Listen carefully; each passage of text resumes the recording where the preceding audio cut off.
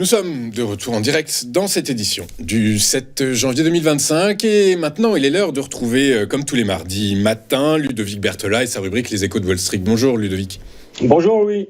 Merci beaucoup d'être avec nous ce matin Ludovic, vous êtes trader et formateur chez Interactive Trading, avec nous pour nous aider à comprendre et travailler le marché US. Aujourd'hui le Nasdaq, on va ouvrir avec le Nasdaq et puis vous allez nous parler de deux entreprises aujourd'hui. Du coup restez bien avec nous, on ouvre avec le Nasdaq qui a pris encore de l'épaisseur hier, toujours sur fond d'engouement autour de l'intelligence artificielle, cet engouement qui ne se dément pas en ce début d'année 2025. Est-ce que c'est de bon augure pour la suite, selon vous ?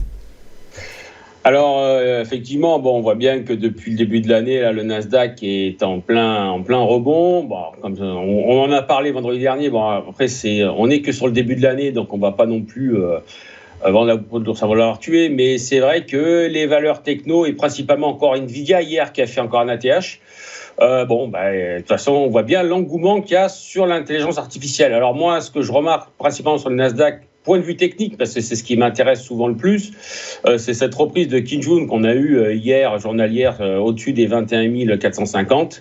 On a une belle bougie de reprise haussière. Alors après, maintenant, ils se sont arrêtés, ils ont été assez malins sous l'oblique baissière depuis l'ATH du Nasdaq. Je partirai du principe que si cette oblique est cassée, on risque d'accélérer sans aucun souci au-dessus des 21 880.